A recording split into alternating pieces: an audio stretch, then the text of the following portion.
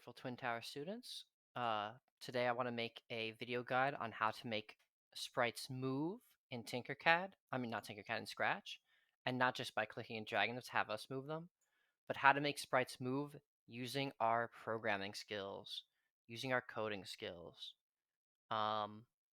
So the first thing I want to do before I talk about that is that in the last video, based on sounds, I actually did not have sounds being recorded, which is a pretty big fail.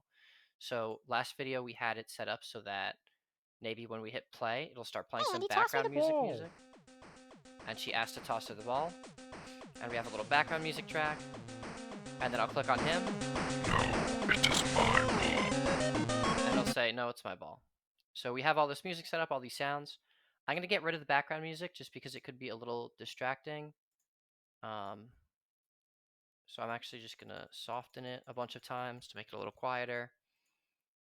Hey, Andy, toss me the ball. No, it is my ball. Okay, but as you can see, all our audio from the previous video is working. So we can, I can fix that video later possibly, but for now we're going to focus on how to make things move. And I think the most obvious thing to make move here is we'll make the basketball move. And the first thing I actually want to do is, this is kind of like sprite work. Andy has a basketball in his hand. I'm going to go into his costume and I'm just going to delete this basketball out of his hand. He doesn't need that. He's going to use the one that I'm going to give him. So, okay, so we want to make a sprite move today. That's our goal. So what I'm going to do in this video is I'm going to show you guys a few different ways to make this basketball move from Andy's hand to the catcher. There's a lot of different ways to do it. Some will work better and some will work worse for what we want today. And maybe you can use these different methods in different ways in your own projects.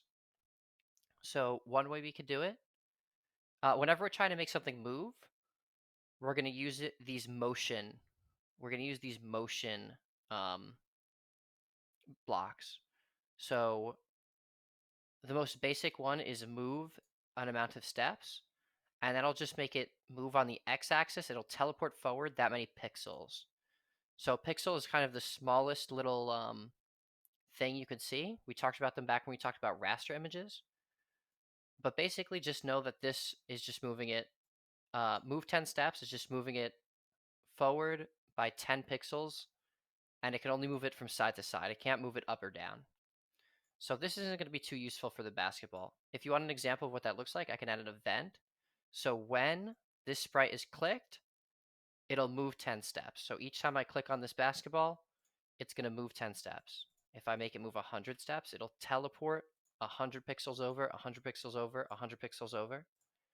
And that's the move command. Once it gets to the end of the screen, it can't move over anymore. I'm going to drag it back to where it was. So maybe we won't use that one. Let's look at our other move tools. We also have go to, so I can make it go to wherever the catcher sprite is. So I can go to, right now it starts, we have it placed. This X and this Y will tell us where our sprite is. So right now we're at negative 190, 0. And maybe I want to make it go to the catcher. The catcher's at 155, negative 98. So I'll just copy those numbers, 155 and negative 98. And I'll make the basketball go to 155. Should be negative 98, I believe. And now maybe when I click on the basketball, it'll teleport to the catcher. But I'm not really a fan of these things teleporting. Maybe that's useful for you. Maybe you want sprites, just kind of bouncing around. One way that motion is commonly done is that if you teleport in a lot of very tiny steps, so maybe if I move one step, but I move one step, you don't need to know what this means yet, but it's repeating it 20 times. So maybe if I move one step 20 times, Hey, Andy, toss me the ball. maybe that will look more fluid. So move one step 20 times, but you get something that's more, it's moving one step, but it's doing it 20 times. So it's kind of more fluid. It's not like it's teleporting around anymore. But there's an easier way to do that in Scratch. We could just use something called glides. So in motion, it says glide. So we can make it glide for 1 second to 155, negative 98. So let's see what it does now. So perfect. When it's clicked, Well, let me stop the program. Okay. Let me kill this for a second. So when it's clicked, it's going to glide to the pitcher. So I click on the ball. Hey, Andy, toss and me the ball. the block wasn't attached, but I click on the ball and it glides to the pitcher. So now we have a ball that glides to where it's supposed to go. But in real life, when I throw a basketball, maybe I throw it in an arc. And by the way, I keep resetting the basketball manually. A better way to do that is to have it so that when the program starts, when this flag is clicked for the Hey, Andy, program to toss me the start, ball. we should reset the ball's position to where it was originally. So let me just have a piece of code for that. So this will make it so that, so go to, so when the program starts, the ball will go to -188, 0. So it'll reset back to this Hey, Andy, position. toss me the ball. So now no matter where the ball is, when the flag is clicked, Hey, when the Andy, toss program me the ball. starts, it'll teleport here. And then once we click on the ball, it'll glide to the pitcher, to the catcher. But maybe I want it to glide in like an arc. Maybe I don't want it to go straight to the catcher.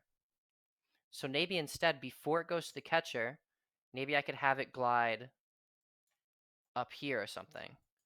So maybe I'll add another glide in. Maybe I'll have it glide to 326, and then I'll have it glide to the catcher. So let's see what it looks like now. So let's start Hey, the Andy, program. toss me the ball. And I click on the ball and start the glide. And now that's a little bit more of an arc, but it's still kind of bent. So you can add more and more glides if you ever wanted to. You could add more and more glides. But again, maybe that's not the best way. So I'm going to show you guys something really complicated now, and I might not even be able to do it perfectly. But another good way to do it might be, let's see which way it's facing. So if I make it face this way, and it moves 10 steps, yes, that's exactly what I wanted to happen. So maybe what we could do is we could make it so that when the program starts, we need to make sure it's facing 90 degrees. So when the program starts, motion, we should change the rotation to 90 degrees, point in direction 90. And then maybe when it's clicked, we can make it constantly rotate and move in the direction it's rotating. So this is like a combination of a lot of things. This is really complicated. I wouldn't expect you guys to use something like this. But maybe we could say, when we click on it, do 10, maybe it'll turn 1 degree and then move 10 steps. So Hey, Andy, let's see what toss me that the arc looks ball. like. So maybe it needs to repeat 20 times. Hey, Andy, And toss me maybe the it needs ball. to start facing this way. And maybe it needs to turn 2 degrees and go 20 steps. I don't know. Hey, Andy, toss me the ball. So that arc is a little bit better. Maybe I need to make it turn a few more degrees. So let's see how this Hey, goes Andy, now. toss me the ball. Maybe we can make it do more steps. So maybe 30 steps. Maybe repeat 30 times, I'm sorry, but less steps. So maybe 15 steps. Hey, Andy, toss me the ball. And Hey, now Andy, toss me the ball. we can get a very clean arc. So maybe I'll make it repeat 27 times because we got a little closer. I just need it to go a little less far. Hey, Andy, toss me the ball. Maybe I'll make it rotate 3.3 degrees to give it a little bit more of a curve. Hey, Andy, toss me the ball. I think this might be good enough. Yep, there we go. So that's going to be the most complicated way to do it. Something like this one right here. This is using a loop, a repeat, which we're not even going to use in the live class. So this is kind of a bonus. If you watch the videos, you could find a very complicated way to do this. Hey, Andy, toss me the ball. And as you can see, it gives us this nice little arc. Again, you can do this even more complicated. You can maybe do, like use one code to like do the top of the arc, and then another set of codes to do the bottom. You can do all sorts of crazy things to make the ball move however you want, or whatever sprites you want to move. Maybe you have a shark swimming back and forth. Maybe you have a character running around a baseball field. Maybe you have a soccer ball going into a goal. Maybe you have a chair, like teleporting up and down while it's doing a comedy routine. Who knows? Whatever wacky things you guys come up with, you're free to do. You're being graded on your ability to make something move in some meaningful way, something that has to do with your scene. What that is up to you. hopefully you guys do well. If you have any questions, you're always free to email me. Let me know if you need any help, and I will look forward to seeing you next time. Goodbye, everyone.